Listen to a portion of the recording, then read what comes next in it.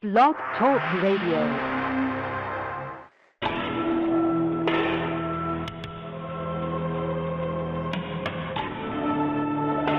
You are now listening to True Murder, the most shocking killers in true crime history, and the authors that have written about them. Gacy, Bundy, Dahmer, The Night Stalker, BTK. Every week, another fascinating author talking about the most shocking and infamous killers in true crime history. True Murder, with your host, journalist and author, Dan Zupansky.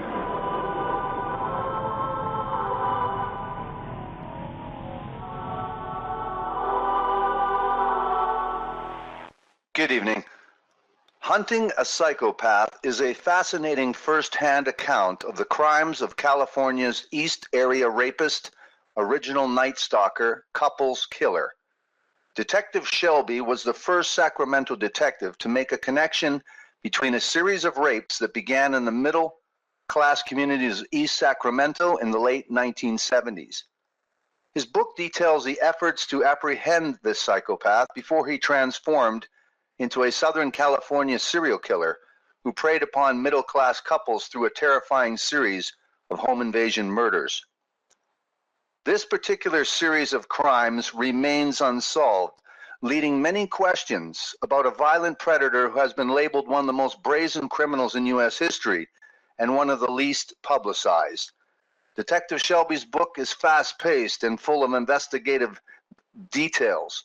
The book that we're featuring this evening is Hunting a Psychopath, the East Area Rapist, Original Night Stalker Investigation, with my special guest, journalist and author and detective, Richard Shelby. Welcome to the program, Richard Shelby. Thanks, glad to be here. Thank you very much. Incredible book, and we're going to have to get right into this. So let's talk about the very first thing that you start off. You begin this book in Visalia, California in 1974, where there has been a prowler dubbed the Visalia ransacker who has terrorized the community for 2 years, breaking and entering and peeping into windows. So tell us about Visalia, California, and the Visalia ransacker. Well, Visalia is south of Fresno, Central California. And their guy down there, that Visalia ransacker, he'd pick a certain area, always the same area, I believe, and he would prowl, usually on a high school game night. Everybody's away from home. And across the street from the hospital down there, I forget which hospital it was, but he would take the window screen off the windows and throw them up on the roof. Then he would get inside the house, and he would go through the clothing in the drawers. He would steal men's underwear. That, to me, is a whole new one. And women's lingerie, he would toss aside, throw it around like he was mad at it or something. I think once he laid a gown out on a bed. He was known to take junk jewelry, but not a complete set. He might take a part of one and leave a part.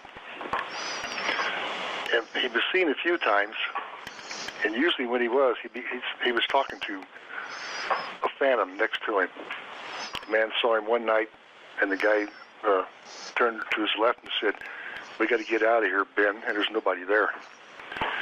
And then I think towards the end, it was in September of 75, a girl woke up, and this creep had his hand over her mouth and was taking her outside and told her she had to come with him. When he goes out the door, her father, Professor Snelling, hears something. He comes to the front door and asks the guy, "Where are you taking my daughter?" The suspect turned and fired twice. He hit Mr. Professor Snelling twice, who died at the scene. He turned, aimed the gun in the girl's face, then he pulled it back and kicked her in the face, and he left.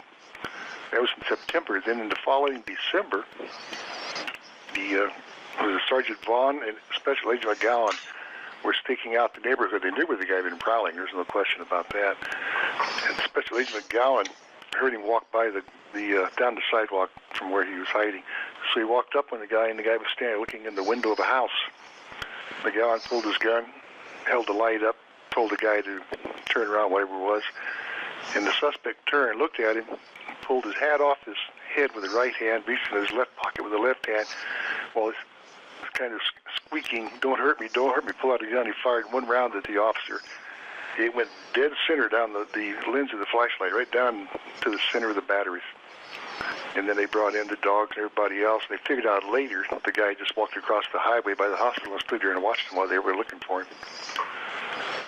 And then the way I learned all this was they went to a criminal profiler, the only one I ever had any real interest in, who said the suspect worked for a utility company and he probably would move from there soon. Well, 2 days after the shooting, the utility company employee requested a transfer up by Sacramento. And so they came up here, and that's how I met them. They came up to Sacramento to tell us what they had and check on these three rapist reports, and then they wanted somebody to go with them to the town of Davis, 15 miles away, and confront this suspect of theirs, this potential suspect, which is what we did. Now, before this, there is a controversy that happens around the same time as well, that there's reports of an early bird rapist and early morning rapist. So briefly go into that and how this plays into this East Area rapist from the very, very beginning before anybody makes any kind of connections. Okay, the East Area, or the early bird rapist, he started in about 1970, 71. I don't remember exactly. It was right in there somewhere. And while he was active, he committed 41 rapes. And he would confront the women usually in their apartment. I don't think he went in many houses. It's been so long now, I can't be sure. And then pretty soon we kind of thought maybe there was a copycat. I'll back up a little bit. He's doing this kind of stuff we're talking about. Then in February 4th, 1976, he was a man was seen that he came in and tried to attack the woman and her daughter. They beat him off. He came back looking for a medallion, and he stood right by a lighted lamp, and the girl saw him. She was about 12 years old. She got a good look at him. And by chance, a van parked across the field near their house was seen by a citizen who walked up and looked at it, put down the license plate, called it in, and two officers came up and walked around and looked at it and wrote it down. And then when we tracked it back, it came to this carpet layer out of Pollock Pines, California. Well, February 6th, 76 is when I promoted inspector. And it was in my office, a month or so after that, Carol Daly, Detective Daly, walked in, dropped this huge stack of reports on my desk and said, have fun. Captain Thumb said, give you these. So I got into them, and I found out all this information. Well, we know he was the guy. We know this guy was the early bird rapist. We also figured out he had a copycat who was, his father was well known in the local media circles. And we're focused on him, and he packed up and he left. He went to Montana. And he just barely skated out of here. The copycat, there was zero evidence, absolutely nothing. I became interested in him because he was interested in the rapes. I gave him a polygraph, which he flunked. Well, then in June, there's the first known attack by these three rapists. Nobody connected it. And we go along until the following October when I got into it, and then I kind of picked up there's probably another serial rapist going here. I knew it wasn't the same guy. And I think it was in, after the assault, number 7 assault in November, I told Lieutenant Root, the executive officer and detectives, we had another one going, and he kind of spread the word. And pretty soon, just about everybody in both departments, county and city, were saying, well, they're the same guy. Well, I'm telling you, they're not. They weren't even the same size. Nothing about them was the same. And then somewhere along the line, somebody kind of figured it out, and all of a sudden we forgot about the early bird rapist and started focusing on this East Area rapist. Now let's talk about the October 5th, 1976 assault, because it's very telling, because it sets up his MO, and that's, of course, his repetitious MO, that you're able to make these connections, especially you, earlier on than anyone else. So tell us about Jan Cooper. She's a nurse, and again, tell us about again, you're always trying to look for some kind of connections between a victim, but in this first one, you gather the information, and she's a nurse and a reserve lieutenant, and there was crank phone calls. So tell us a little bit about, before we describe the exact assault itself, tell us a little bit about what happened beforehand, which again is going to be important in this story. Yeah, she and her husband came home one day, and they found that somebody had been in her house. I forget exactly how now. I just read a report the other day. And there was some jewelry there that didn't belong to them, and they lost some. And they called the sheriff's department, and I think somebody figured out the bad guy came in through the bedroom window, which is the back of the house, the little boy's room. He's about 3. So Jan and her husband did the investigation on their own. They went over the fence, and there's a field behind their house, and they walked across it, and they found the black sock that belonged to her husband. The guy used it for a glove, I'm sure. Well, then they go home. It's about a week later. Excuse me. The guy comes in, and she's assaulted. And then I got there, and patrolmen had been there. They'd done what they call a neighborhood canvass. They walked around and talked to all the neighbors. And I only talked to a few of them that time. And we started putting everything together. And what I figured out real fast was this guy knew that area better than the neighbors did. Several people they thought somebody was in the house, couldn't be sure, or somebody was, and they might have taken some jewelry and left somebody else's jewelry. They weren't really sure, and they were getting hang-up phone calls, just like Jan got a couple. One of them, they threatened her husband. And then they stopped, and she's assaulted. And then when the guy made his escape after the assault, he went across that same field, a little short street called Shadow Brook, and there's 2 houses on the west side, and he was parked in front. And the witnesses saw the car at a certain time. What boiled down to was he had the timing perfect. His car was there. They just happened to see it because they brought out the garbage can early that day. And then he left before they came out to go to work, because when they came out, the car was gone. He had it right down. I was convinced right then that this guy somehow had picked that neighborhood, and he really focused on Jan. I didn't know if he was a serial rapist or not, but having just within weeks finished that one, I was kind of keyed on it, looking for something like that. Now, if you don't mind, what he says is that this is part of his pattern, as we see, what we will see, is that he tells her, shut up. All I want is your money. I won't hurt you. I have a knife. And then he lays the knife blade against her body, just slightly, I guess. And then part of the MO too is he has shoelaces, and he ties her very, very tight. And the knot used is very interesting too. And you can tell us about this investigation, if you could, about the kind of knot was very unusual. It's called the diamond knot, used in nautical or with horses. So and decoration, yeah, it is. He didn't use that every time. Sometimes he used 2 or 3 kinds of knots. I couldn't tell one from the other, but the ID tech guys, they call them CSI now, they looked them up in books and figured out what they were. But he brought the shoestrings with him. He tied them really, really tight. I mean, tight. Her hands were turning black. And then the shoelaces had been off her hands and her wrists for, I don't know, half hour by the time I got there. And they were still discolored, and their wrists were all red lines. But she said that if he said shut up once, he did it 50 times. He'd ask her a question and tell her to shut up. Getting real. Yeah. When he first came in, he told her, don't worry, I just want your money and all that. And once that he knows she can't get up and beat him up, she's all tied, then he goes ahead and starts his threats and terrorizes her as much as he can. And he establishes a pattern right there that occurs literally every crime. He heads to the kitchen and gets something to eat. I don't know, anything about psychology, but he's sure got a hang up because he has to eat every time. Yeah. Now he gags her and blindfolds her as well. Yeah. And then you can tell us what he says. And again, part of his MO that continues is regarding his penis. Oh, what he says. Yeah, he changes the wording each time. The exact wording right now I can't remember for sure, but he puts lotion on himself, and then he tells her, play with it. Let me do this, or I'm going to kill you, or that kind of stuff, and go ahead and play with it. Sometimes he makes her call his penis various names. If he can, he'll try to make it what I guess he considers dirty. He does it every victim. And he also says to her as well that he had seen her at the officers' club at the McClellan Air Force Base, where her husband or captain husband was stationed. Yeah, her husband and was a fighter pilot.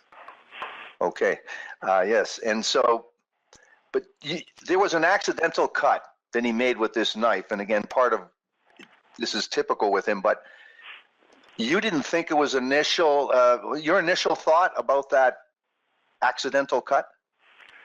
She told me he did it accidentally. I looked at that, and somehow we figured out he had a serrated knife blade. And it was kind of like maybe an inch wide or something, like somebody here with sandpaper. And nobody did an accidental cut. He scraped it, and I told her then, I said, I don't think that was an accident. I think he really wanted to hurt you and he's controlling it. And I still think that, and that's just the gut reaction. I don't have any real facts to go on it. And she disputed it at the time. In fact, I had lunch with her here a few months ago, and she still thinks it was an accident, but I don't.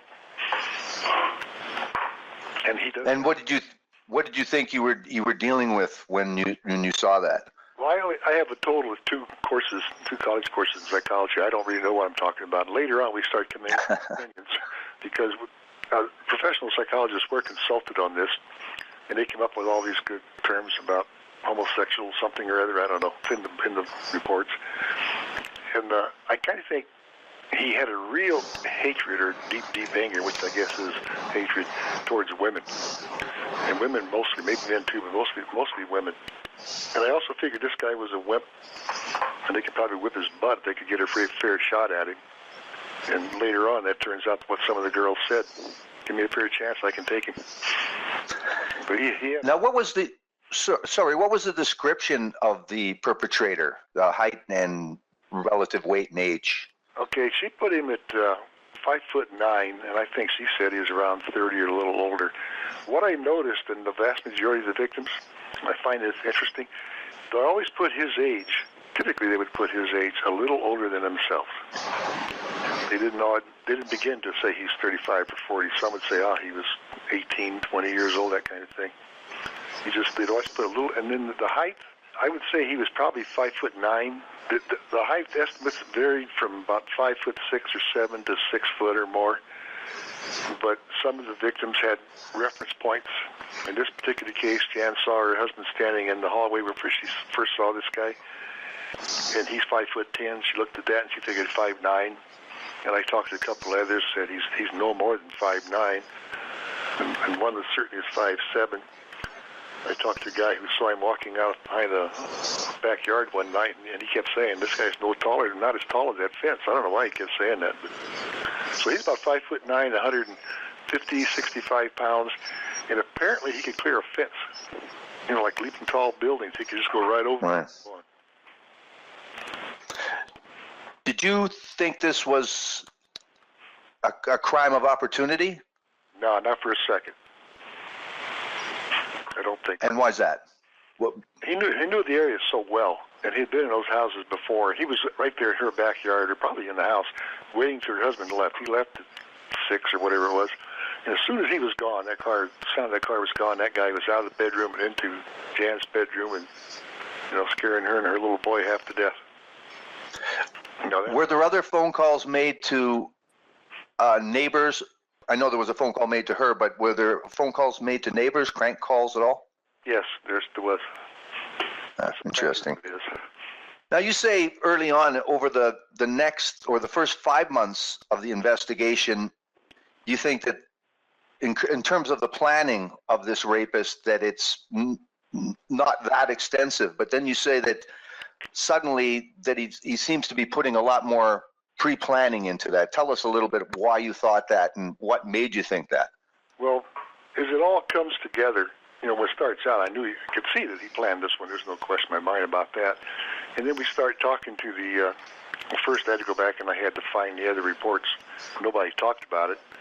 There's no system going on in that office that you could spread the word. And I figured out there'd been more, and I was pretty sure it was him. And some of the stuff I could research, some I couldn't. But as we started getting it done, I started noticing certain patterns. And in fact, we even noticed more patterns just recently, just in the last few weeks. But this guy would pick a neighborhood. Naturally, you have your escape routes, your thoroughfare somewhere nearby. He preferred a Greenbelt area. Around Rancho Cordova, that part of Sacramento, you have a lot of old drainage ditches that are now lined with cement. You can just walk down those things. He liked a school nearby and Shrubbery and so forth. And the thing between him and the Visalia ransacker is they stayed close to the shrubs. And if they walked across the front yard, just stay up against the shrubs. They wouldn't stay out in the middle like that. Well, ordinarily they did. And sometimes he was seen just walking down the street. We think it was him. We don't know. But he was doing this, and then eventually I figured out how he found how he selected his victims. He would figure out where they're living. And he would go there and he would prowl that area. And while he was at it, he picked up alternate victims. So he could assault somebody tonight, come back in a month, 2 months, and he'd assault somebody else then he wouldn't come back to that area. The only time he stayed within even a reasonable area, one area, was in Rancho Cordova. And I didn't know at the time, but he already had 2 assaults over there. And they were probably, off the top of my head, I'd say 7 or 8 blocks apart, maybe a little more. But all of these places had illegal entries in their house. Some didn't have. Some found screens off. Sometimes they find a door open. And they would very often find something in the house had been moved. They thought somebody was here, but couldn't be certain, but they'd find something was moved. Or they'd find some jewelry that wasn't theirs. It was gone. Or they'd find a gun that was unloaded. So he was moving around. Later on, much later, he started coming in early and leaving stuff like a coil of rope under the cushion.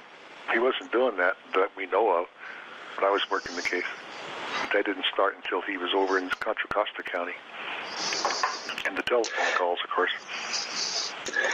Now, before we get too far into this, we've got to explain this context anyway, that policing at this time, investigations and things like serial rape and serial homicide. So tell us what the state of the Sacramento Sheriff's Department was in terms of, you said it was in the midst of an evolution in terms of strategy and in terms of organization. So tell us about what state it was in practical terms. When I got there, I was in my 20s and I was fresh out of college. And there's a lot of these old guys. They used to hire them for their strength, brute strength, I guess, because they figured they were always getting in fights. Wow. And they had what they call the Delta area, which goes down as far as Stockton, I guess. And the deputies weren't allowed to go there. Either the sheriff or the undersheriff could take a deputy with them. You stayed out of there. From the 30s, 40s, probably in early 50s, it was as corrupt as you could get. So nobody went down there. But then that started changing in the late 50s. A lot of this I'm being told by the guys that were there at the time.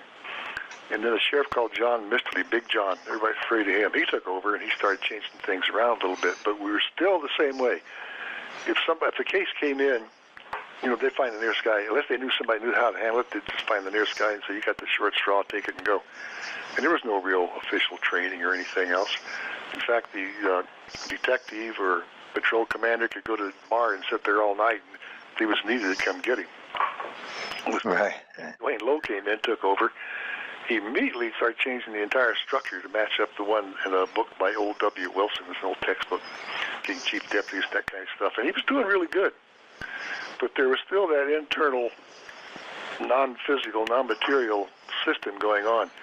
So if you got a case, investigation, you might have worked it, and whatever it was, you might come back and, hey, guess what I did today? And you talk about it, that's it, it's gone. Nobody says anything more about it. And so when that started, back up just a little bit, to give you an idea, when I first got to that office, first time in Detective 72, I got into the Department Armory. They had 2 Thompson submachine guns in it.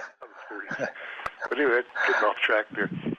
So I started looking, and I just started talking to people that, did you hear about any cases like this? And they say, yeah, so-and-so had something like that. So I go talk to them. I talked to Sergeant Bevins and Detective Cousin, and both had a case.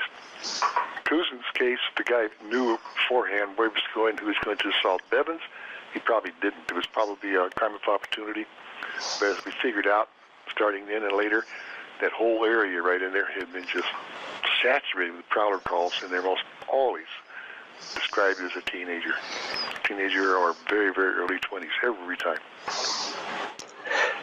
Now we have the 2 sisters who run into this guy, and one cooperates somewhat or is subdued quite easily, and the other teenager doesn't cooperate and does exactly what this guy doesn't want her to do and fights.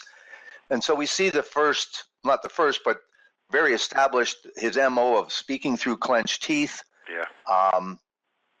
So tell us a little bit about what he does with these 2 girls that obviously affects what he does next, but tell us some of the things that are established there in terms of MO. Well, okay, he goes in there and he sneaks in and he wakes the one up. And she can't turn over. He always whispers through clenched teeth, don't look at me, turn around, I'm going to cut you open or kill you or something like that. And then he ties her up super tight and gags her. And then he goes into the house, parts of the house, and he'll ransack a little bit and then come back. Every few minutes he comes in to check on his victims. In this case, I think he checked on her once or twice. Then he went next door and he woke up her sister. Her sister is going to whip him. She came out of the bed and hit him first thing. And then he chased her down the hallway, and probably should have faced him down. She could have beat him, but they went down the hall and he's thumping on her, and he finally got her all tied up. He sexually assaulted the one sister, but not the other one. But all during this time, he's saying, like the first sister, the one he didn't assault, didn't I meet you at the prom or something about the prom, and her prom picture right there on her counter. And he goes in and out and ransacks the house. And most of these crimes, you can hear him putting something in a paper bag or taking it out. We never figured out what he was putting in that paper bag. Later, that bag changes to something else. It's a cloth bag, it's a canvas bag. I don't remember. It just keeps changing all the time. But when they came in to investigate, after the girls got loose, the telephone wires coming to the house, he'd put a flower pot or something under there and got up, tried to cut them. And what he did is he took off the insulation. We all thought at first, the guy's clumsy. I thought later, no, he isn't. He's using alligator clips. He's tapping into that telephone lines so he can listen in any conversation going on. Who knows when he did that? Could have been that night. I don't know. Right. He also was asking about the doctor's drugs. These girls had a doctor. Their father was a cardiac surgeon. So I think that was the fourth assault. Was actually, no, it wasn't before the fifth. What I knew of them at that point, two of the victims, they had some sort of connection with the medical. Yeah. Right. Yeah, they were the second ones. That's what it was. Yeah. Now, part of this MO too, another strange thing. Not only does he go into the kitchen to eat and ransacks and searches all over their apartments or their homes, then returns, like you say, every few minutes to make sure that they're still tied up very, very tight. Yeah. He also starts drinking Coors beer, bringing at least 2 Coors beer with him. Yeah, almost every scene, but not all of them, you'll find 2, sometimes 3 cans of some beverage that he drank, and sometimes he brings it with him. And later on, there's an assault where the guy's seen by himself. He's half naked, no bags, and after the assault, they find, I think it was 2 beer cans outside the house. So I don't, we never explained that one away either. But he does. Sorry, go ahead. No, it's all right. The part of it is that through all of these, as the audience will see, is that there is a description of a homemade mask. So tell us about this mask, what it may look like for those just listening. Okay, every mask was different. The first one, I think, in Jan you were talking about. I'm trying to remember what that thing was. It was a big cloth one, I think. He had so many of them. On one of them, he used like a welder's mask. Then you have a nylon stocking. Then you had a ski mask, of course, all kinds of those. Then he had like some homemade mask made out of cloth, rough cut cloth, maybe a wool, where you just cut the holes for the eyes and the mouth. Usually it's just the eyes. And I don't remember what they were now. I got a thing right here, might have it on it. Well, to say that they were not conventional masks, again, you say one was a welder mask, so there was there was a variance in all of the masks, it seemed, in terms of color and description, but it wasn't one particular type mask used all the time. No, right? Every one of them was different. It's like he saved them as a souvenir someplace, and I'll bet he still has all of them. No, they were never the same. Some are ski masks, and they were just normal, but many of them were not. They were. Now, what was the, pardon me, was there any connection that you saw at that time about homes for sale or under construction in the area? There was. The first thing I noticed, I don't know why I did, the first thing I saw when we pulled up in front of Jan's house, across the street was a red and white real estate sign, Century 21. They were all over state of California. Now, state of California at that time, I thought a lot was crowded. I figured out later that most of the towns, including San Francisco, were really just big cow towns. But every victim in Sacramento, and near as I can figure, most, if not all, outside of Sacramento, like Contra Costa County and those places, every one of them, the house where the assault occurred had just been sold, just been rented, it was up for sale, or was next door or right across the street from one that was just built. Every one of them was that way. When you go down to Southern California, I think it continues, but I don't have enough information to confirm that. And the people that investigated the ones up here when he moved out, they didn't know enough about his MO to even ask those questions. But I started looking, and the real estate and the telephone were two things that turned up again and again and again. And at first, everybody says, "Oh, forget it, they're all over." Well, they were. But pretty soon they figured out there really was a connection there. Jan's house that was across the street was one for sale. The one on Marlboro, the two sisters, I'm not sure because I didn't go up there and look. And the one where the gal was assaulted in her garage, I don't know that one either. But I'm willing to bet because everybody up here had places for sale at the time. I know the victim, I think Christie was the one where there was a for sale sign across the street. What street did I have that on? Well, geez, I can't give you that. I can't give you that much. Anyway, yeah, they all did. Christie, I think what you're talking about is when I went over there and I saw the house for sale. I walked inside and there's a laundry room, and you can sit right there in the dust and see the guy's prints and his cigarette butts, and right straight across the street you can watch the house where she was living at the time. Now, at this time, too, I mean, you really don't talk about the pressure to make any kinds of arrests. This is the first time. I guess maybe that's more fictional than the rule. But you do talk about copycats and that potential, and that must be a frightening possibility that somebody's copying the killer that you can't, or the serial rapist that you can't catch, as it seems that things are escalating. So tell us about how one suspect surfaces named Dorcas, and why. Dorcas was a dork. The gal's in bed asleep. She wakes up and there's a guy standing half naked by the door. He announces what his intention is and goes ahead and assaults her. The same MO. And after he leaves, she can't get tied. She has to lay there for a few hours before her friend finds her. Excuse me.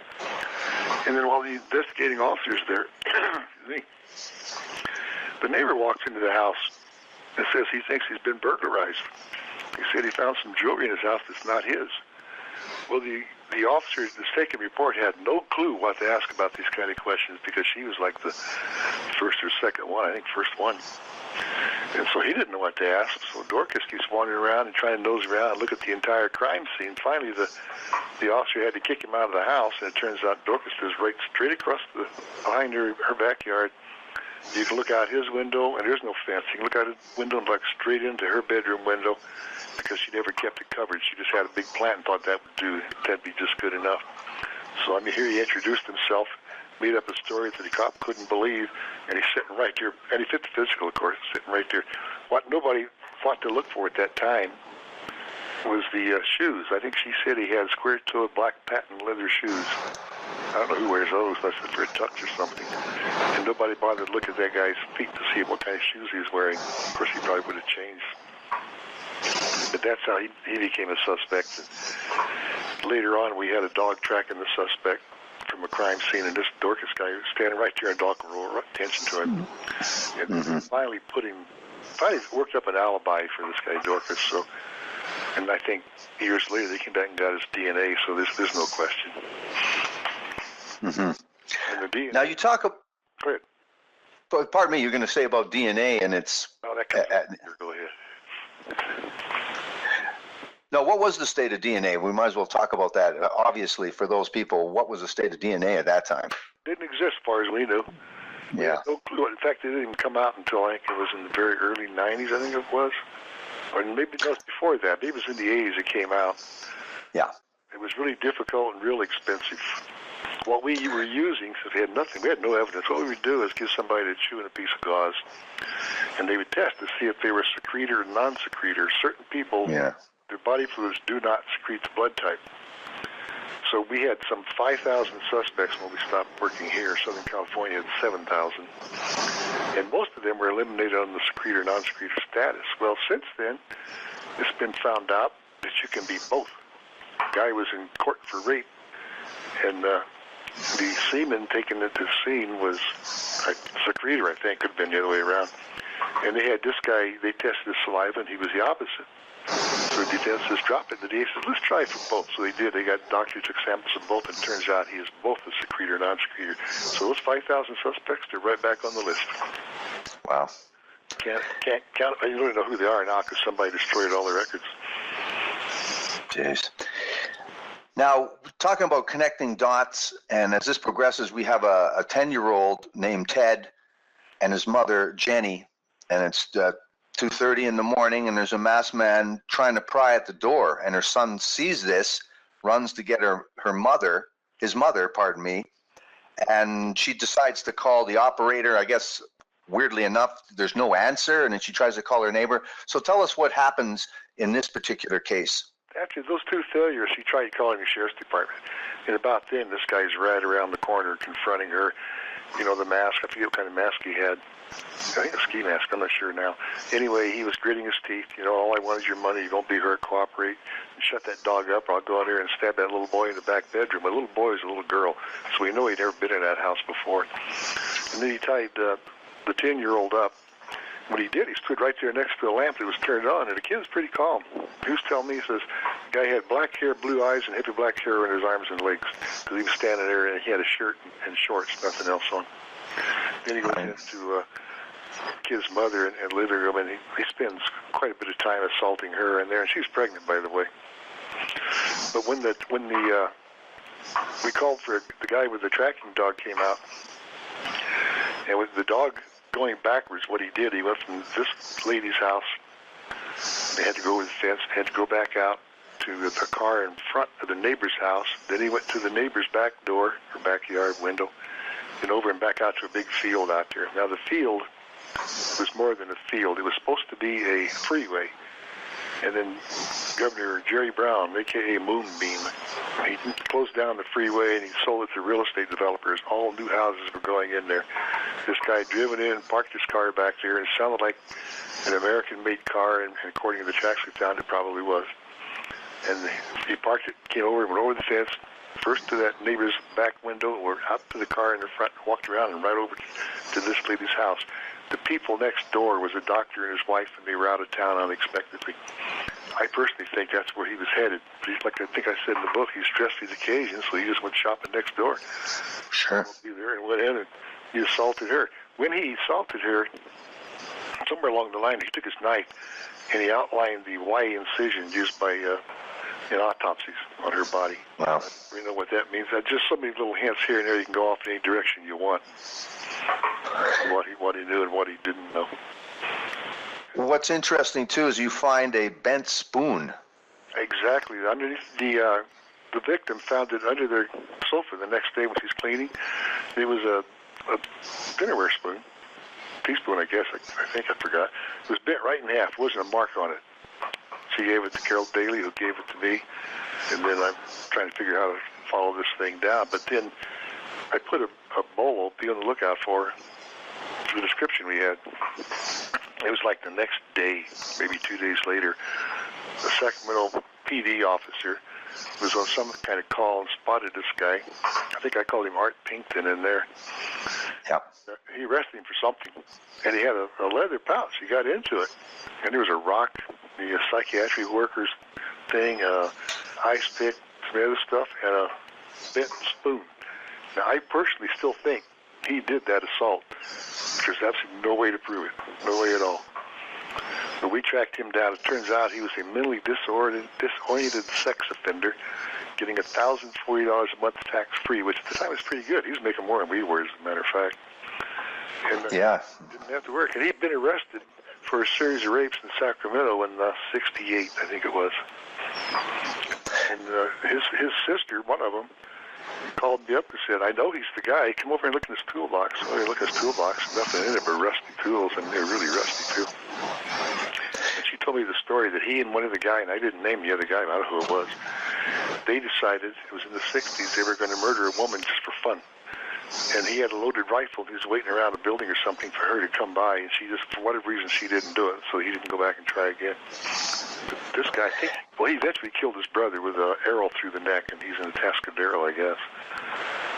He should have been. Now, this Art Pinkton, you think you have a pretty good suspect at that time, but given that you... Sorry? So I was positive it was him, with no real evidence. Now, so what you're saying is that you're looking for this East Area rapist. I don't know if he's been named as such as yet, But then you have this really good victim. You have the bent spoon. You have this, seems like some kind of murder toolkit here. Now, despite you looking at a toolbox that his sister directed you to, and his own family saying that, yeah, I think he's capable, or his sister saying he's capable of something like this. What was it about? Was there any deviant, any change from the MO from these previous sexual assaults? Yeah, there was no real comparison to the two of them. Not at all. But he was, nothing would deter him on all those other ones. If somebody saw him or something, he'd just keep going. The ear did the two. It's just like he's oblivious. He's totally focused. That's where he's going to go. Maybe there's a psychological kink there. I don't know. But that was the only real, that and the tearing up towels to gag and blindfold. Because when I started investigating him, I physically put him within 2 blocks of 2 rapes in San Diego at the night they occurred. And they were older women, 50 and 60, maybe older. And he ripped up towels and he blindfolded and tied and gagged and all that kind of stuff. That was all the same. And there's only so many ways you can do these crimes, but that stuck. I know he did those. San Diego could never connect him to them, but he was down there. I forget how I put him there, relatives, I guess. I know he did it. Now, this woman had already planned with, I guess, with her husband and her family to move to Danville.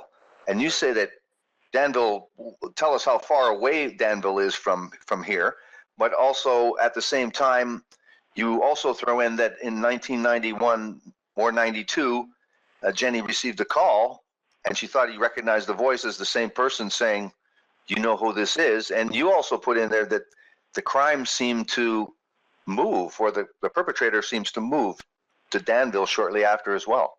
He does. She was in the process of moving already. Her husband worked for another company, and he was out of town and came over to get her. Within a few days, they were gone. And then, see, this was in November of '76, and I think it wasn't until really early in '77 he started striking in Danville and other areas back over there outside of Sacramento. He was bouncing around all over the place. Then I think it had to be, I said 92, but it's probably 91 that she got the phone call. Bevan was in the office next to me. He says, I just got this call, so I called her back. He says, yeah, it was him. She was sure it was him. Now tell us about further investigation of Art Pinkton, because it's very interesting. Somebody must have thought this was a very viable suspect. So tell us about the full extent of how much you thought he might be a viable suspect and how you investigated him. Everybody thought he was the bad guy. And, we checked everywhere. We tried to check his medical records, but we couldn't get military records through OSI, Office of Special Investigations for the Air Force. They never did tell us much. And we finally put 2 officers on his mother's house where he was staying. And I think after 2 or 3 assaults, when we knew where he was, then they finally just dropped him and said it's not him. And eventually, in fact, when he killed his brother, they got his DNA and they tried to confirm it. And yeah, he was not the East Area rapist. But they were following him everywhere in the world, doing everything they could to dig up information on him. He was just perfect for it. In fact, they laughed at me, kept saying it's not the guy. Eventually, I said, no, it's got to be him. But it wasn't. Right. Now, in November 1976, there's the official creation of a task force with Lieutenant Root and Sergeant Bevins, Captain Stam. So tell us about this creation of the task force and how involved are you and how committed is everyone on this group to the same ideology that it's, or theory about the perpetrator? Well, after the one where the 10-year-old kid saw the suspect, I remember sitting in the patio talking to my 2 partners that day, Sergeant Irwin and Carol Daly, and I said, we haven't had a series. They disagreed, and so I listed off the points. They agreed. I came in, I told Lieutenant Root I'd worked for him in '72, and I said, you got another rapist out here. So I told him. He didn't even argue. He turned right around, went back, notified all the top-level people down there, and then he came in a few days later and told me they're putting together a task force. Sergeant Bevins, I wasn't very friendly with the 4th floor, by the way, and that's where all the honchos stayed. Bevins was going to be their lead investigator. He was going to be the task force commander, and he wanted me to work with him down in '72. In 1972, he had a policy that he picked up somewhere else. He figured a good detective doesn't need a signed case to go out and, prevent crime. I was supposed to go out to the scene of the crime figure what I could, like Bev and everybody else did, and then work backwards.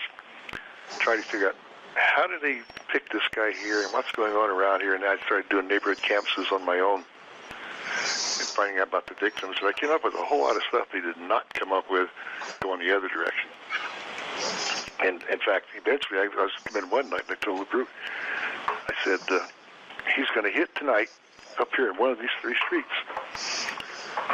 And I need these 5 X-ray units. He had 5 officers in Rancho Cordova, where the guy had already hit 4 times.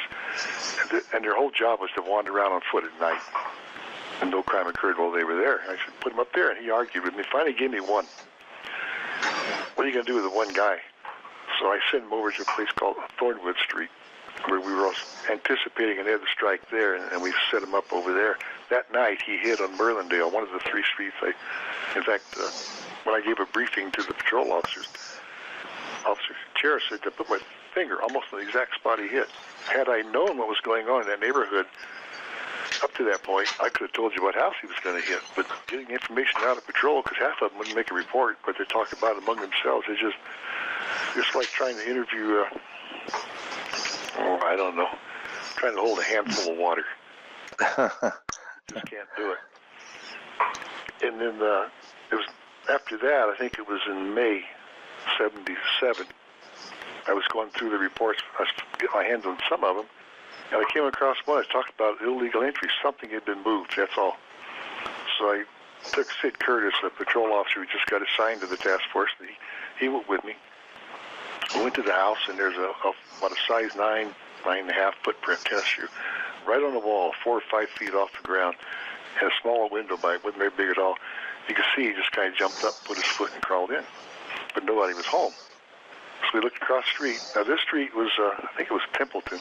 It parallels Madison Main Thoroughfare, where there's like one line of houses between the 2 streets. And then you have other roads running north-south off of that Templeton. Well, one of them was Cedarhurst. And so we decided, okay, we'll check this out. So we go across the corner, go diagonal, take the second house from the corner, which is typically what he was picking at the time. And there we find a woman and her young daughter. The deer had her targeted. She was going to be assaulted any time. She'd come home many times, and the door is unlocked. It's ajar. Something in the house is moved. I think a big flower pot was taken off a table and put on the floor. And I can't remember what else, but hang-up phone calls had been coming, and they stopped about a week or 2 weeks before we showed up. Her key was outside on the floor mat. So we explained everything to her, what we thought was going on. In fact, I know what was going on. Then we went across the street. Again, a house diagonal. Go in the back, and there's a tree sitting there. It's about 15, 20 feet high, real heavy with foliage. Underneath that tree are tennis shoe footprints and cigarette butts. Nobody was home at that house, by the way, so we go to the next door neighbor, and that's the guy that says, yeah, he was not as tall as a fence. He looked at the window a week or 2 earlier, 10 o'clock at night, and he saw a guy 5'9" or less, blonde hair, walk out of that backyard, that neighbor's backyard, and onto the street, and he didn't know where he went from there. There's no question he was going to assault her. At the other end of that street, a man got a new job, and had his new work schedule laying there on the nightstand, and he had a gun. He came home, and that schedule was gone, and the gun was unloaded. Well, 2 lieutenants and the detective division got all excited. They were talking about that all over the radio. Everybody knew about it. So I told Sid Kurtz, I said, this is a perfect setup for a stakeout at this house, but this guy's not coming back to this street. And he didn't. He never came back. In fact, right after that, or not long after that, he turned up in Stockton, which is, an hour's drive from Sacramento.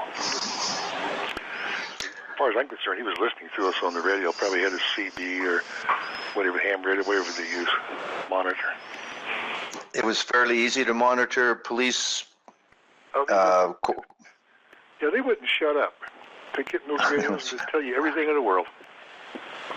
We had one where the CSI guy saw a fingerprint on the woman's wrist. And this Carol Today, and I said, there's got to be a way to get this guy's print. So we go to the crime lab. We tell them, have you got any ideas? And they came up with a system, I don't know what it was called, excuse me, for fingerprinting any part of the human body that's been touched by somebody else. And so we had a briefing. We told the patrol officers, particularly the women, there's about 3 or 4 of them at the time. I remember telling all of them, don't talk about this over the air. And I found out later it's exactly what they did. They just talked it up a storm. It was like 2 days later, another assault, and his gloves never came off during the entire assault. So he heard him. He knew what we were doing. He didn't have to be smart. We had some pretty dumb things we did. Now, there are sightings of vehicles, and it's fascinating to see the variety of vehicles that are either deemed suspicious or people claim to have seen, the various colors, makes of vehicles. But we'll talk about that briefly, but also there must have been some composite created. And I love that you have a masked composite drawing and also others where without a mask. And I love that you have included those. So for anybody that grabs this book, you're gonna be able to see something very, very interesting where you can almost see the one description consistent with the one without a mask. So I won't go into that. For people, they'll just find this fascinating. I've never seen this in any book before. So it's incredible that you have included this. So tell us about the creation of composites and how, again, obviously wasn't too successful, but tell us about the relative success or non-success of the composite drawings. Those things are, first, they're subjective. In the book, there's 4 of them that look a little different. They are, in fact, the same person. And one of them, the eyewitness to who I think was the rapist, didn't draw a composite. He looked at one and said, you make these couple changes, you got what the guy looked like. So I know they're the same person. But about all they did really was generate people calling in, and you can get really, really close. I got one guy now that calls me from out of state, I don't know where, truck driver, and he's convinced that this one guy looks so much like the composite, he's got to be the guy we're looking for. And he doesn't want his name to be known, but he wants me to drive 4 or 5 hour drive to go ask this guy for his DNA. Just because sure. The composite, I can't get this guy to leave me alone. He's been calling me for months. In fact, I got a holding call on him now. But they brought up, well, I guess you could say they're a rule of thumb. There's no way you can go by them, but if you get some guy in there, the composite has got a wide, flat face. They have one of the Visalia ransacker, looks nothing like these rape composites. So to get somebody that looks like that, you send them down to Visalia because they're not going to be these rapists. In fact, up here, one guy that looked right at him, I didn't know this till a few weeks ago, he said it looked like a Neanderthal. But what I have concluded, and this information came out just in the last couple of years, the guy probably had a slight touch of rosacea. He had possibly an acne-scarred face, not heavy, just a little. He had a kind of a ruddy, reddish complexion. He was a jogger. He was an athlete, really. He could jump fences, like I said. He was seen jogging wearing paratrooper's boots. He wore all kinds of tennis shoes. He wore all kinds of clothes. We recovered a car that I know was his. And unfortunately, I remember absolutely nothing about this, but I did the report. Folsom Police Department saw a car parked on the street one night. This was in January '77. And so they cited it for being abandoned. Well, the next night, the car has moved down the street. As far as that officer is concerned, abandoned, so he impounded it. The following March, the tow yard started going through inventorying property because they're going to sell the car at public auction. They found 2 riot guns, the kind used by cops, a whole bunch of shotgun shells like the cops used. I think 5 sets of clothes with all identifying marks removed, and a wig. And I thought about that. I vaguely recall those 2 riot guns, and I don't remember anything else about it. And most of the stuff, not all, but a lot of it, I can remember in clear detail, but I cannot remember that. But I did track it down. The car was sold in December of '76. The people that sold it, they've both since died. They're both dope addicts. And they described the guy. He gave a name of Dennis Allen, I think it was. And they described him. One said he was 16 years old. The other said 20. They said he was polite, had a shag-type haircut, light blonde, 5'9", 160 pounds or so. Pretty much what the year was described as. And then he just disappeared. The thing is, now, prior to pounding that car in December of '76, and I got this phone call months later, a young girl in the Sacramento city limits was going home, went down the alley, and there's a guy sitting there in a car watching her. She got out of the car, he got out, she left. She called her mother. Her mother went outside, and the guy was gone. This happened a couple more times, once a different car, and then it happened again. This time when she called, her father came outside. The guy got out of the car and he ran, real brave. Well, it was a 61 Valiant, all that faded white and blue and stuff coming through, and I'm certain it's the same car that was impounded in January. And they called the city police, and they came out, looked at it, did nothing, just left it, and the next day the car was gone. A couple days later, the guy's back, and then he doesn't go back anymore. The license plate, I ran it down to a junkyard in Lodi. Had been scrapped out a couple months earlier, and then I traced it somehow to Stockton, and I just lost it. That's where it went. So he used at least twice I know of. He used license plates off of junk cars. Most of the time they came back not on file, which means either they're copied wrong or they hadn't been registered for 4 years. There was lots of reports of primered vehicles too, and different paint job, different color paint. So I thought there might be some connection there as well. It seemed to be a lot of unpainted or partially painted or primered vehicles that were reported. Like somebody pointed out, he was driving junkers. They theorized he was from a junkyard or a tow company or something, but anything's possible. I don't think it was. I think he had more to either.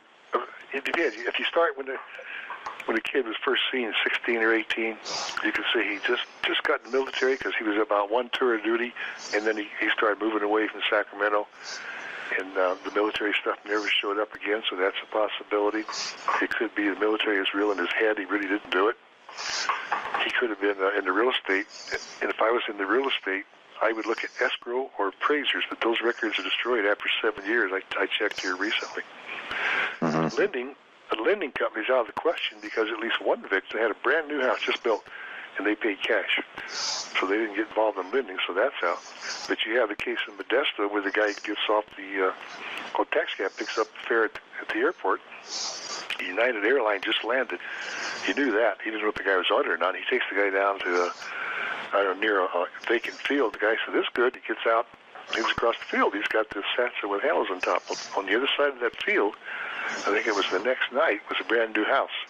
And the assault went down in there, and the guy had a satchel that opened at the top, just like this guy did. He gave a description of 30 years old, which doesn't match the others. So, it's really hard to say. I will tell you this, the descriptions we got once he left Sacramento, you have at least 2 different people. I don't know if they know each other. You never see more than one set of footprints. You'll find 2 and 3 cans, but you can't go from a real firm athletic body to a butt cut, some flab, and you can't go from a hard calloused hand to small soft ones. It just can't be done, not in a matter of weeks. And we're talking like 2 or 3 weeks, so there was more than one out there, but that's not unusual either. But I'd like to know. Now you still... Go ahead.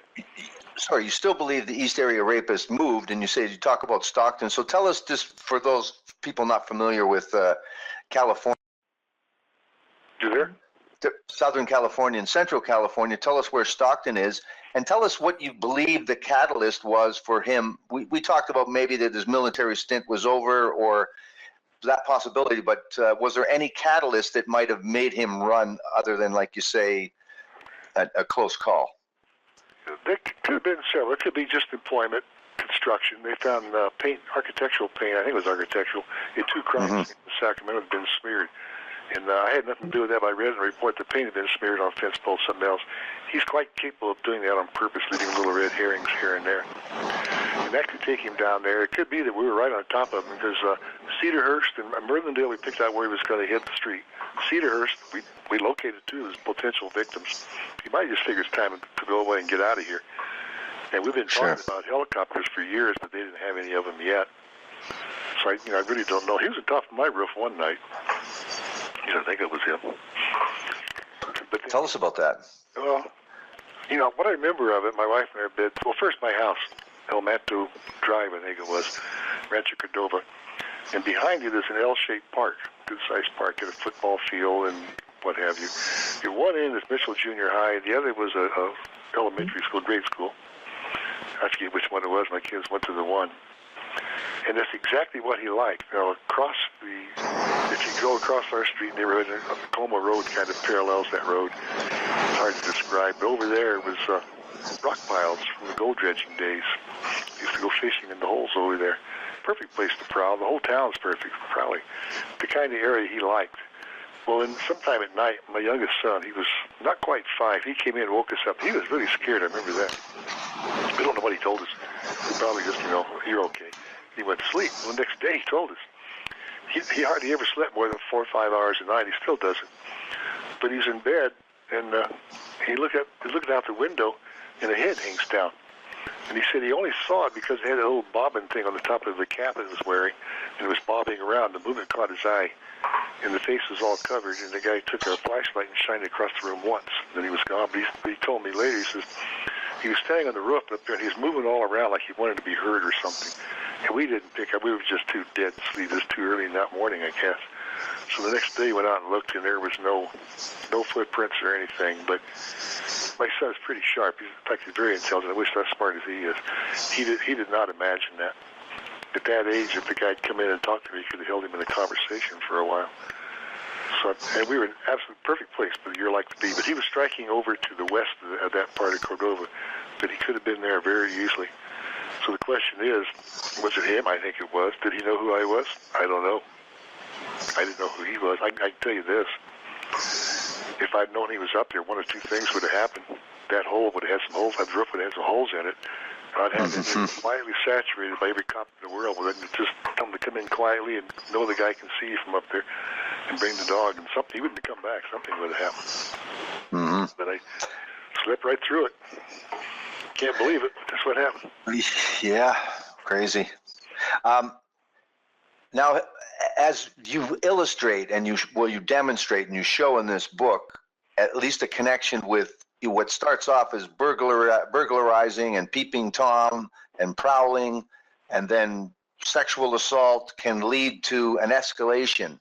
And so some things are changing with the East Area Rapist in terms of location, but also parts of the MO. We're talking about, I might be moving ahead a little bit here, but we're talking about him sobbing, him talking to himself. There's talk that some victims believe that he might have a partner. So tell us a little bit about some of these developments and changes in the MO and how he goes from not confronting people to now he's confronting partners. And so again, tell us about this escalation. In the very first one, I think it wasn't the first one. One of the first ones, he's heard talking to somebody. The victim didn't believe that there's anybody there. And he only strikes when the woman's there alone asleep, and he catches him off guard. And then it was in 77, early 77. He was on a Richdale Street in Orangevale, and a gal and her boyfriend were in there, and he had her tie him, and naturally she did it loosely. And he tied her and went back and tied the boy, as a boyfriend.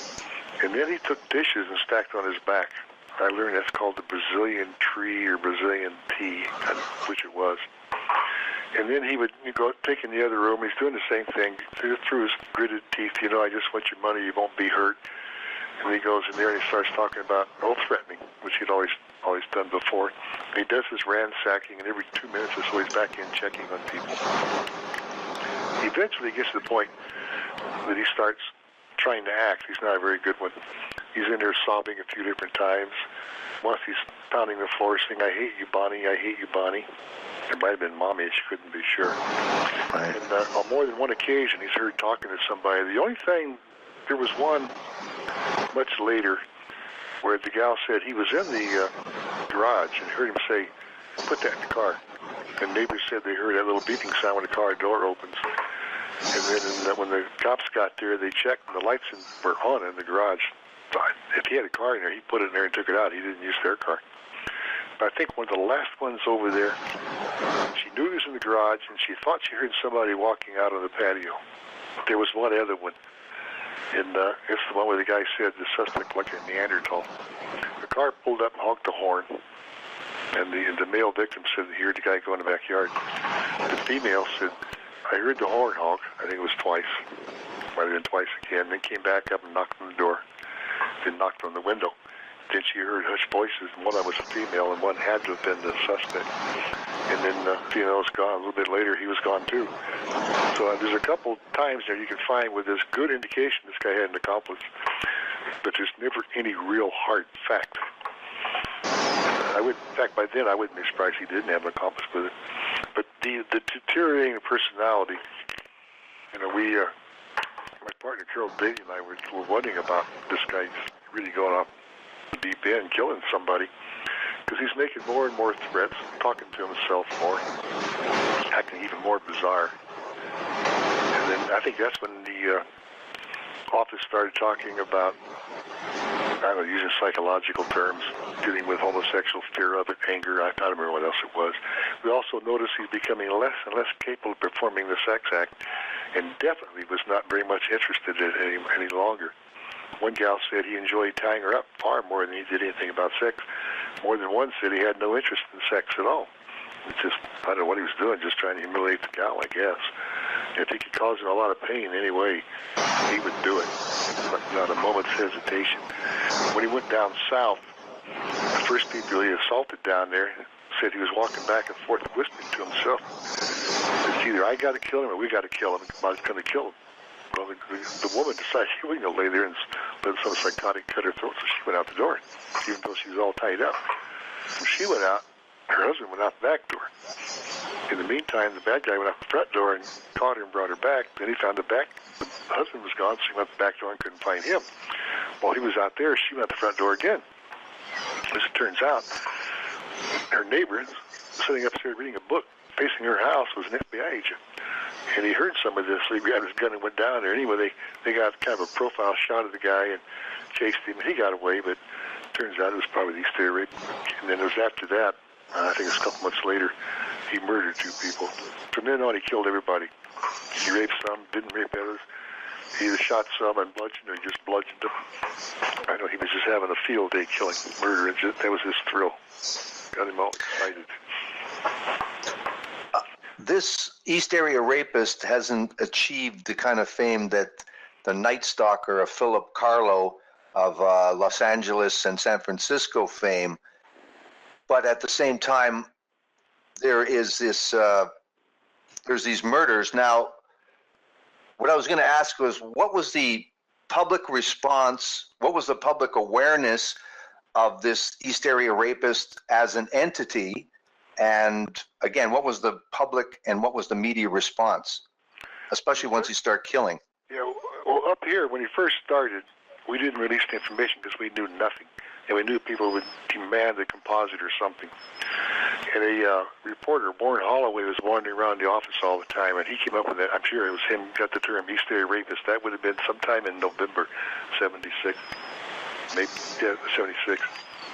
Anyway, they put it out, and people started calling. They wanted composites. The very first composite they put out was a literal composite, and then it was a composite of composites that just compiled. Not looking like the guy in any of them did. And then it continued on. Then he started moving to Contra Costa County, Stockton, Modesto. And those agencies didn't want to hear it.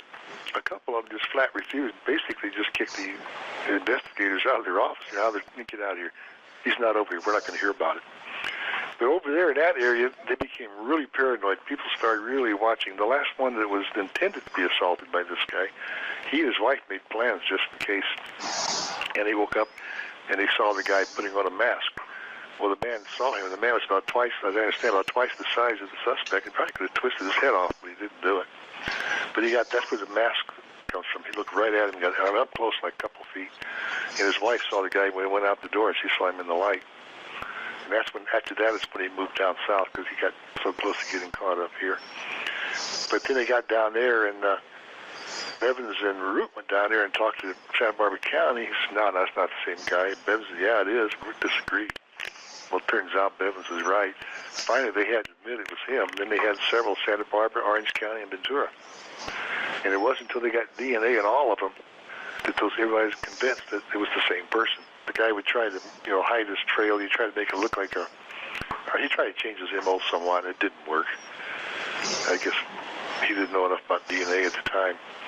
But they were pretty paranoid. As far as the media, I have no idea what sets them off. The early bird rapists, they hardly ever talked about it. East Area rapists did. Boom, they exploded. They were everywhere. So I simply don't know why I didn't pick up. Why media could tell you that, I guess. What I was going to ask before was about the Zodiac killer, part of his infamy and part of a lot of the serial killers' infamy is that they contact the media, again, making the media very, very involved, and maybe they get interested then. Was this a feature of this rapist killer as well, contacting the media at any point? This guy called the sheriff's office a few times, making little wise remarks about how he's going to hit again and all that, and it turns out he generally did. It was him. There was a poem written, and I know it went to a psychiatrist. I take it back. It went to a newspaper and a TV, ended up in the sheriff's office. It showed up right after I transferred out. And I've been told recently that it first went to a psychiatrist whose office was right across the street from a woman, I forgot her name, but she had something like Karen's poetry reading and poetry room, something like that. She's since dead. I tried to find her, and I learned that. And then he sent it to these people, so I don't know. They don't know for a fact it came from these rapists. I personally think it shows a high degree of intelligence, and I don't know that the EAR ever showed any real strong evidence of intelligence. He's cagey. He didn't get caught. He didn't get caught just because he's smart. People didn't do what they should, and people tried to do what they should and messed it up, and it just, everything just fell in his way. But he was cagey. He was smart like a fox, I'll tell you that. The other thing that we might as well go into it right now just a little bit, because this is everyone that reads this book is going to turn into an amateur sleuth. And we've had a couple calls tonight, and again at the end I'll talk about message board that a person that's on the message board, a person goes by the handle 320 on, and I'll mention the message board at the end. Actually turned me on to your book, Richard, and so I just wanted to give him credit for that, to alert me to this your book and this another book, because I had covered this case somewhat with Larry Crompton, and we can talk about that at the end too, his book about this part of this case anyway. But what I was going to say was that one of the things that I found fascinating, and again this amateur sleuth that came out in me, is that there were reports, many reports, that he was speaking through clenched teeth, and that some of the victims thought that he was trying to disguise his either high voice, and that there was some talk of maybe having a Mexican accent or some kind of accent. And then there was often times where it seemed that he stuttered somewhat, or that somebody was trying to suppress a stutter. And I grew up with a guy who was my best friend when I was a kid, and when my friend, who was a real bad stutterer, he would speak in different voices, just fooling around on the telephone, and he would not stutter almost at all. In fact, virtually there'd be no stutter when he did a different voice. So I just thought, as an amateur sleuth, I'd bring out that point for whatever it's worth. But tell us a little bit about what you thought from his, I thought there was something in the clenched teeth and him with this voice, and so many conclusions from victims that there was something that he was trying to do with his voice. Yeah, most of them, almost all of them, not all of them, most, said that he seemed to be trying to make his voice sound deeper. And the more nervous or excited he got, the more high-pitched it got. Some said they thought he picked up on a stutter, and a couple of them had some profession that gave them the opportunity to know if somebody stuttered was for real or not. They were convinced he actually started to stutter a few times in there. And the Mexican accent was picked up 2 or 3 times. So was a physical description, and the guy had a pot belly then, so he was probably Mexican, just trying to copy somebody. And one victim thought he was black, one thought he was Oriental. They had nothing really to base it on. But essentially, he was, I gather whoever this guy was, when he went into these places, he was really scared himself. He was nervous. But until he got them all secured and they couldn't do anything, then he was pretty brave. But he was always trying to disguise his voice some way. But there was a couple of them there where they said he didn't seem to be faking the voice. He just spoke real low and almost always through clenched teeth. I think in that first one I went to with Jan, he was doing the same thing, but at one point he kind of started speaking in a normal voice. The only reason I think he did not have a high-pitched voice, unless he made me scared, was that Valiant that those people sold in December 76. It was later impounded. They said he had I think it was well-modulated voice. That report what I wrote in there. I can't remember the thing at all. But his voice was not high-pitched. He was real reticent. Finally gave him a name, didn't want to talk about himself. And as far as I'm concerned, that was the East Area Rapist right there. But he was so cagey, I don't think he left behind any kind of evidence. Now, this book encompasses crimes occurring from 1974 to 1986. But in the spring of 2000, you are called again. Tell us when you did retire, and tell us about the conditions of being called again, what was said, and tell us what happens in the year 2000. And of course, DNA has come a long way since then. It really has. I retired in 1993, March 24th, 1993. And I got a call from John McInnes.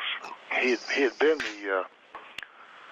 the press person, the spokesperson for the department prior to that.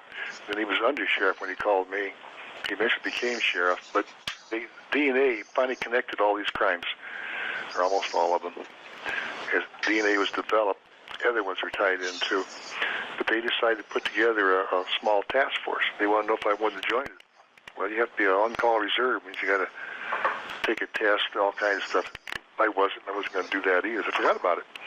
And then a few years later, Russ Ollis, he's a retired special investigator of the federal government, called up. I don't know how he got my number.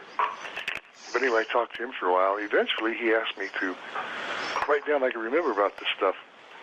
You know, it's like anybody else. It's spotty, some is crystal clear, some isn't. And I ended up typing up about 500 pages of stuff. That's ridiculous. And so I dumped a lot of it. In the meantime, he wanted me to help him go out and get some DNA from some people and do some backgrounds work. And I thought, I can't get rid of this damn case. I might as well help him. I think that was 2009. I got back into it. So we started going from there, and that led to this book. He was part of a message board, A&E board. I think it broke down. They went to another one. But I never visited that board. He told me some of the stuff being said, and I thought, well, there's stuff there that is wrong. Just stop and make it. I was going to give it to somebody to give to them, a chapter a week or something like that. And eventually it metamorphosed into this book. I think half of it was just I got a kick. I was thinking, I'm an author now. You know, I mean, it was never intended to be a real big popular book or anything else. I didn't fool myself with that. But that's what the whole thing was for, was to help those people, what I call the armchair sleuths. Let them, give them a hand up. But since all that, I've talked to a couple, and they know more about the original Life Stalker than I do. I know about the first two cases because I was consulted on them, and I have the reports at home. The rest of it I had to find here and there in a page, and that kind of stuff. But they do. They know quite a bit. They got some pretty good theories out there. They got some that are really wacky. You got some theories that no matter what you tell them, they're going to stick with it. You can disprove it all you want. They're going to stay with that one. But that's where all that came from. Yeah, you mentioned this, and I was in correspondence with, again, his handle 320 or 320, and it's EARONSGSK.proboards, PROboards.com. Again, EARONSGSK.proboards.com. So if you're talking about all these people that become sleuths, it's such a fascinating case. In total, you have 53 sexual assaults and 12 murders attributed to the East Area Rapist? That we know of. There's one other sexual assault he probably did, and there's a homicide I've heard about down south that he might have done. And I just don't know. There was two. Was there... Sorry, go ahead. I was going to say, there's one sexual assault up here. They tried to lay it on him, and I know it wasn't. It was at Art Pinkton. That thing went down. If you take one of the rapes he was arrested for in 1968, the location and the victims are the only thing different. The structure, the apartment, in front of the apartment on the sidewalk, the words said, everything is exactly the same. I know he did that. And the next one was a woman in her 50s or 60s, and she walked downstairs, and this guy is tearing up towels and bind and blindfold. And she saw him and yelled for her boyfriend upstairs, and the guy took off running. I had a big stack, what they call. I said, see if he's in there. I must have been 50 of them in that stack. And she started through it. Almost immediately, she picked up, handed it to me, said, that's him. And that was Art Pinkton. But she refused to file a complaint. Today, I just say, tell the DA, you don't put do that. Go find him and arrest him, and let her and the DA work it out, because he was getting ready to assault her. He's just a piece of work. Now, you do a great job of, and I admire this, show rather than tell. Rather than making conclusions, you've left it up to us to sort this out, because, again, I guess it's hard to give conclusions when you don't have the suspect. It's hard to say yes when you didn't get around to a very viable suspect other than Art Pinkton, which can't be attributed to all of these crimes. So between the Visalia ransacker, early morning rapist, early bird rapist, and the crimes that are attributed to the East Area Rapist, original Night Stalker, what is your conclusion or conclusions regarding? Give us some of the conclusions. I'm just dying for that in terms of why you've included all of these things. Is there an incredible phenomena of serial killer or serial rapist copycatting? Tell us a little bit. I thought about that. This is where we started. In 1974, I responded to a call where somebody broke into a house and they beat a dog to death. I mean, they blew the dog apart. Yeah. The guy seen jumping off the roof of the house described as 16 to 18, military fatigues, blonde hair. He hit the ground running. He didn't hit and squat down. He was in movement already. The only time I've seen that is when I saw a movie of the SEALs training, and he went right over the fence into a cement ditch. Okay, if that was him, let's say he was 17 years old. There was 4 assaults in that general area, like within a dozen blocks, I guess. There's also a lot of apartment buildings. He could have lived there. In one of them, he did assault a woman, but she managed to get away. And last time the guy was seen, he was walking down the street half naked. By the way, his legs were tan, but his butt was just snow white, so we know it goes out in the sun. Mm-hmm. He could have gone there. Or he could have had a car or bicycle down there, which he normally did, and gone off. They simply don't know. He could have been in the military. He could have been the right age, had just gotten in. He did his stint, and that's when he was stationed at Mather. Then you go on, and when you follow these through, the typical, or I should say the average description is the physical is the same, but the age is 18 to 23, 23 being most likely. There's a lot of connections with the military, like he assaulted somebody with a thing the military uses in training the right. police. Baton. Yeah, and he had a little nightstick, which cops used to get, but military police never did. It's called a nightstick. It's 12 inches long. And he had a Sam Brown belt and that kind of stuff. You can get those anywhere. Then he's seen in jump boots a couple times. I think once his fatigue pants were bloused into the boots. I can't be sure of that anymore. It's been so long. So you go along with that, and he's described really as a late teens, early 20s. So possibility military. A couple times he's seen with military posture. I saw a guy one night that it probably was him. He had military posture. The other times he's kind of slouched. And then he starts moving out of the area and goes away, and then the description starts changing a little bit. Then you start getting, and always there's 2 or 3 cans of soda or something nearby. But then he goes over to Contra Costa County, he goes over to San Jose, Davis and Yolo County, and he's Stockton, Modesto, he bounces all around the place. But once he leaves here, I should back up. There was 5 military bases, 3 in Sacramento, 2 within an hour's drive, hour or less. He could have been any one of those places, plus the military reserve. Once he leaves here, none of his victims have anything to do with the military. Here, about half of them did, which is understandable. All of them had something to do with real estate when they were here, at least that I can determine. Some of them there's no way of knowing now. When he leaves here, no military, but there's connections with the medical, like visiting pharmacies, visiting a medical employee in the family, that kind of thing. But no military again. And then he goes down south, and you have the real estate and the medical. But there's nothing else down there. So if I was going to look at real estate, I think I mentioned a while ago, I wouldn't look at lenders. Excuse me. I would look at appraisers, but there's no way to figure out who they were. Insurance companies. One insurance company, it was Frederick Sauer, long S-A-U-E-R, I think, or R-E-R. They're long out of business. The guy's long gone. 2 of the victims down south had a policy with that company. The company's based out of Stockton. And we ran that every way in the world and came up with nothing. Nothing at all. But, I mean, and there's no way to touch it. As far as I know, they had no policy with anybody up here. It could be just a pure coincidence.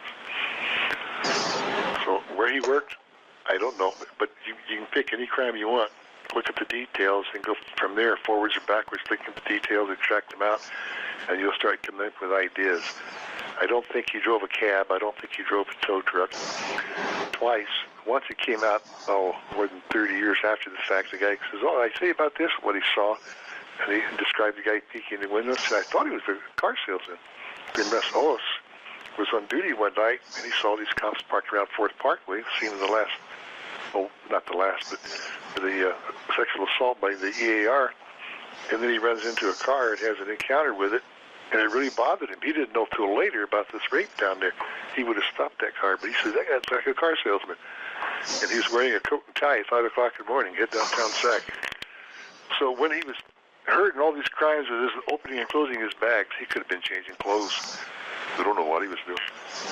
We wondered at the time if he was just setting up housekeeping somewhere. We don't really know what everything he took.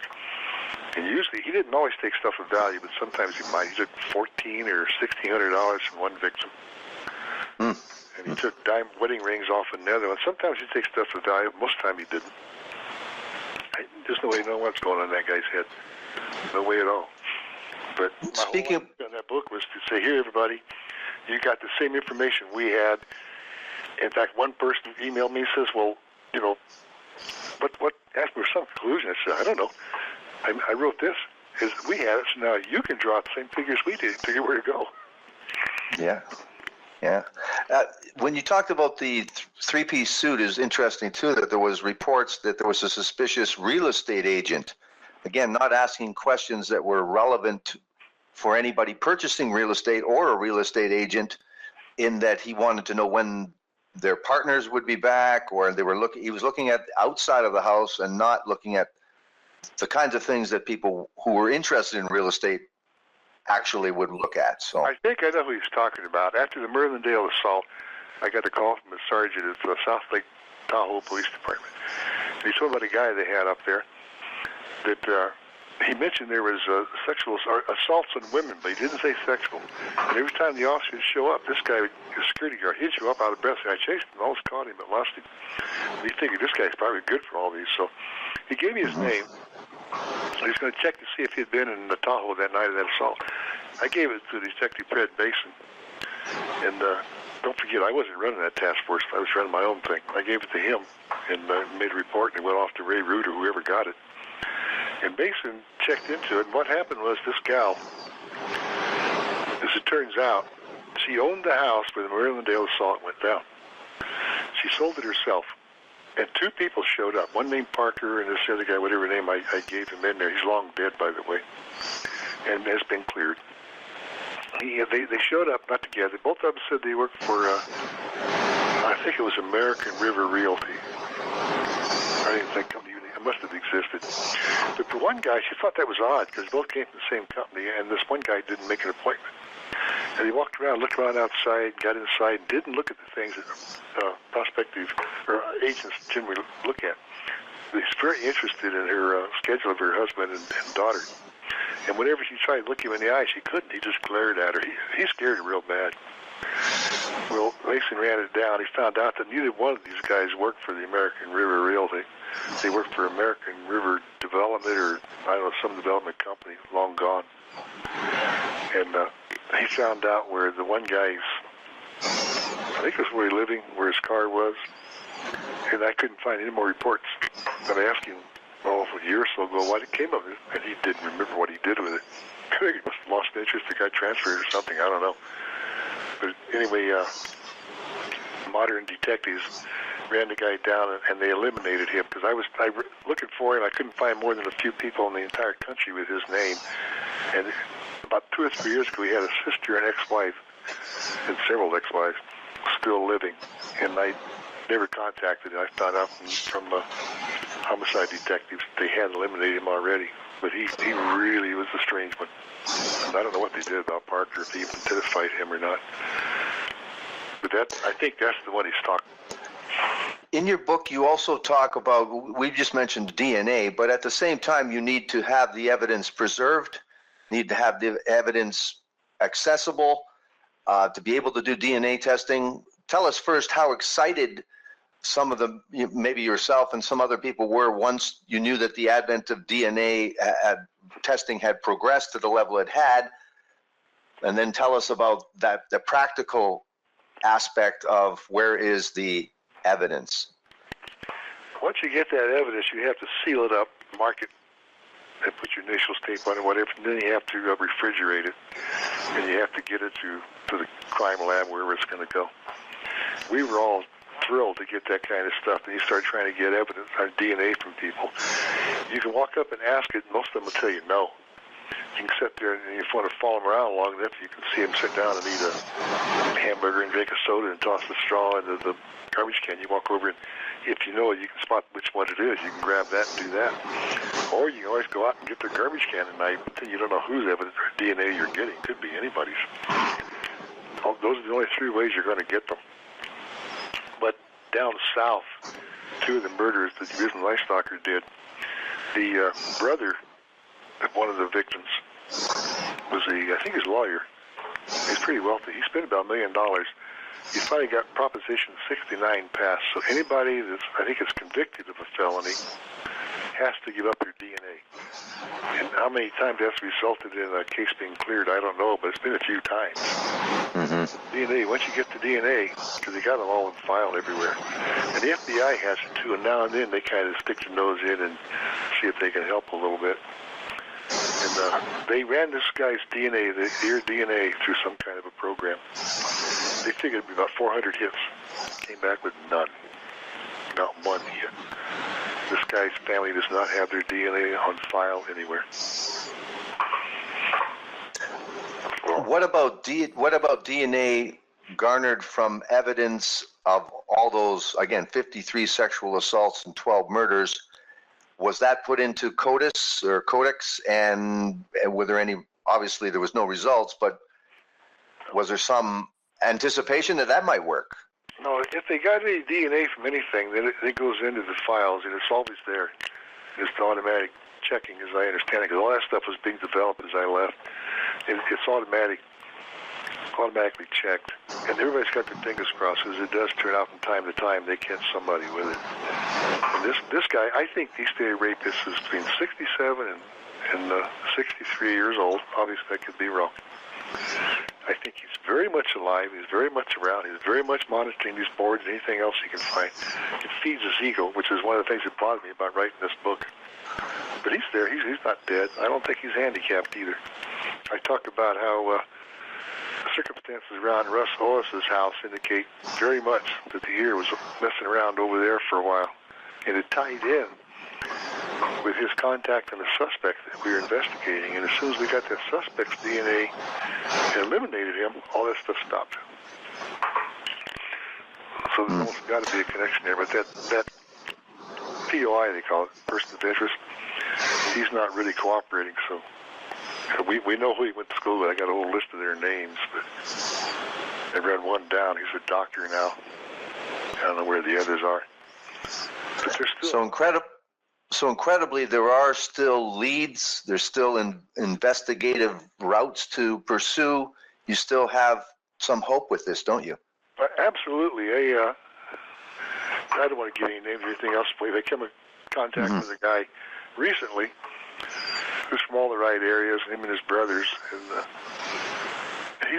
I don't think he's the guy, but he can give a lot of information that can lead us to where we want to go.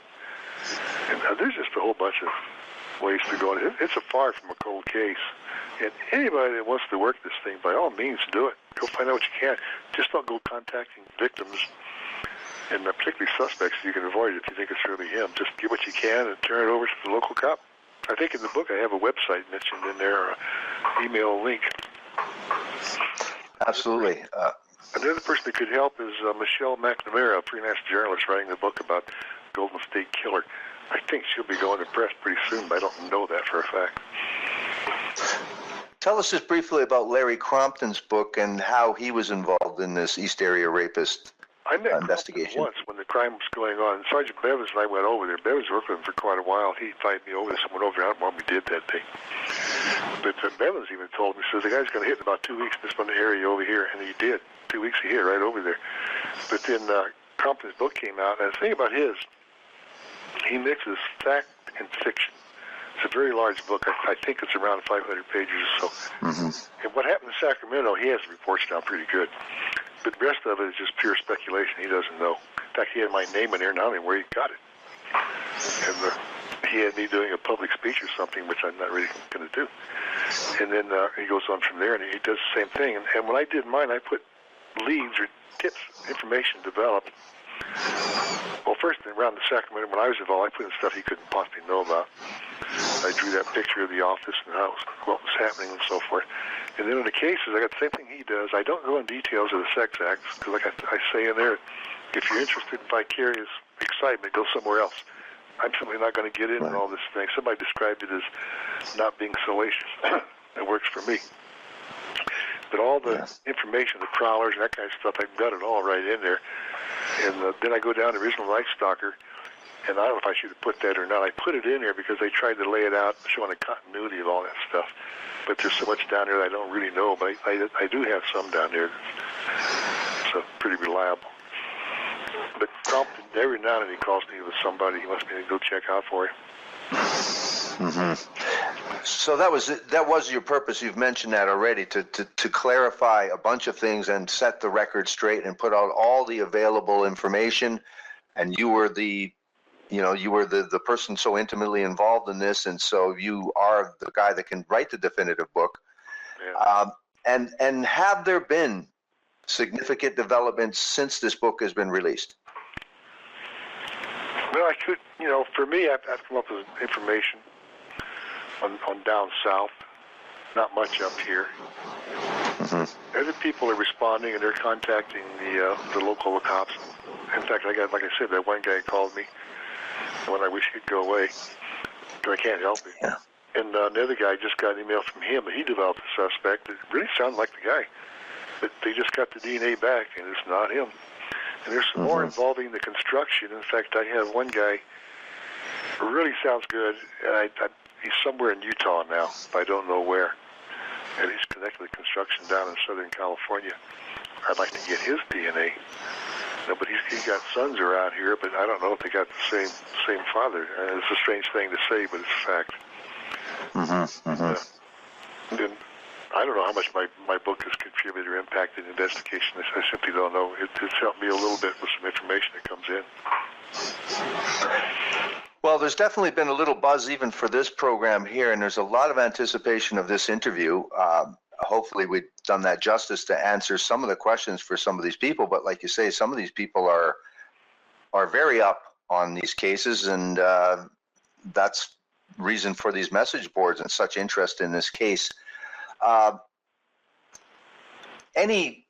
Again, I asked you for conclusions. What has this case, again, sorry for this sort of cliche question, but what has this case done for you? What has it meant for you, and how has it affected you?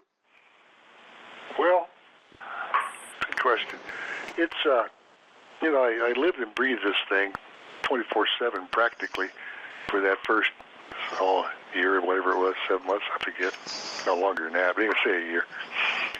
And then it always comes up, and over the years people would call me up with stuff, even though I wasn't involved. They didn't remember my name or something, give me some information, ask me some questions.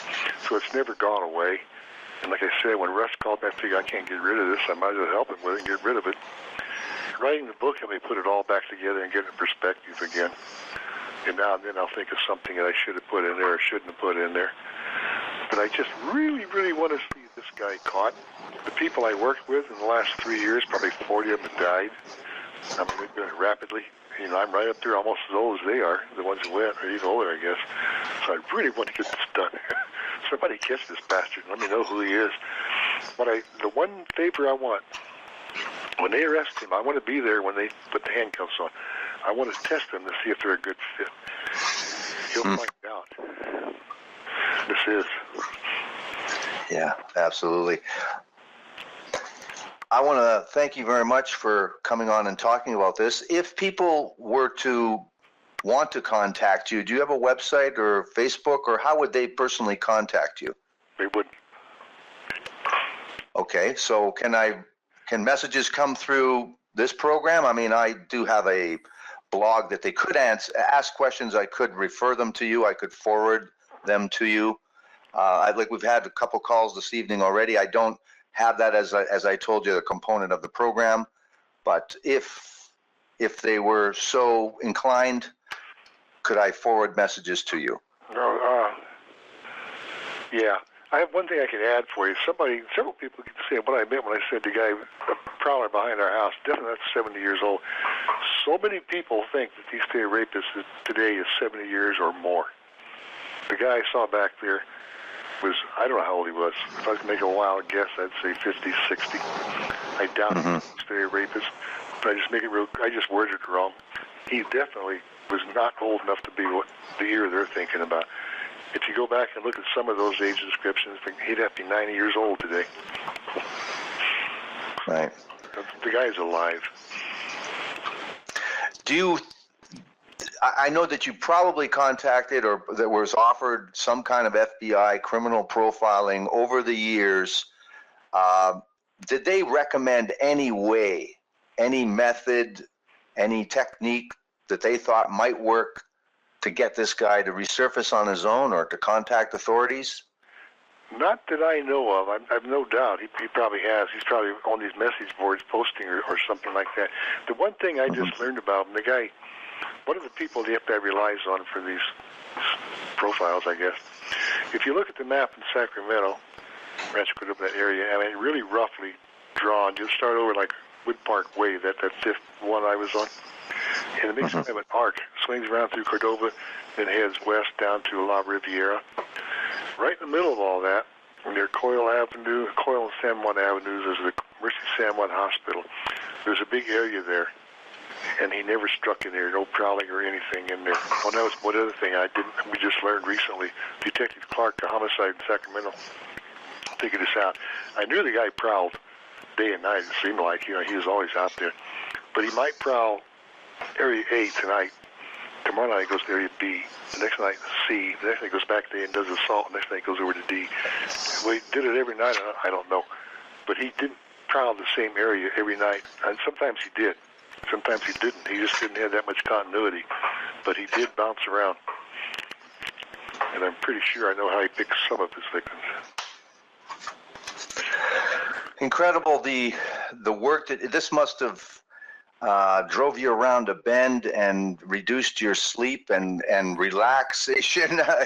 I know I felt a little bit just reading the book because, again, like everyone becomes a sleuth, so I can imagine the actual sleuth yourself working this for so many years. Again, not saying driven you nuts because obviously you're here and you're sane, but again, there must have been many, many and sleepless nights, and I hope that somehow, somewhere, you can get that dream come true.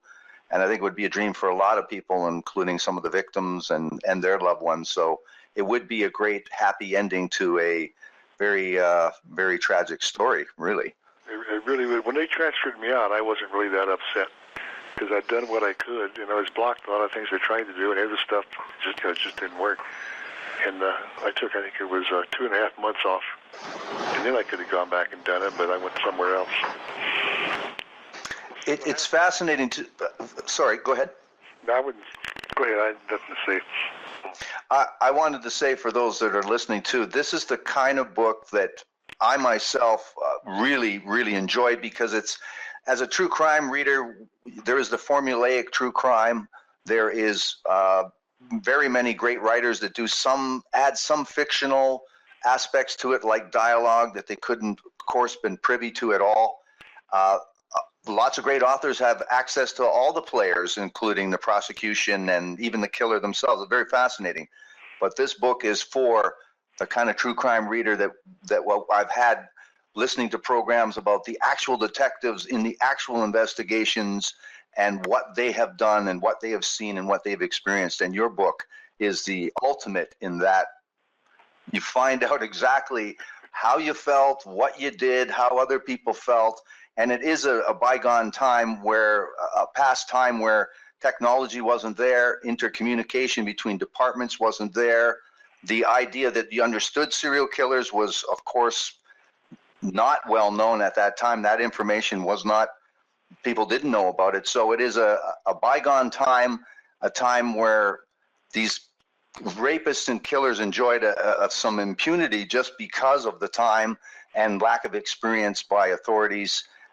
It's a fascinating book, and I want to thank you very much for coming on and talking a little bit about Hunting a Psychopath, the East Area Rapist, Original Night Stalker investigation. Thank you very much for coming on, Detective Richard Shelby. Thank you. Hope I did some good. Well, I'm sure we'll get some responses, and I will forward them to you. I guess otherwise, people should just contact the Sacramento Sheriff's Department. Yes. Okay. Detective Clark is what it worked. In between homicides, he works at. He is a homicide. Okay. Well, very good, very good. Well, thank you very much, Richard, and you have yourself a great evening, and I hope something really good can come as a result of this interview and your book. Thank you very much. Thank you. Bye. Good night.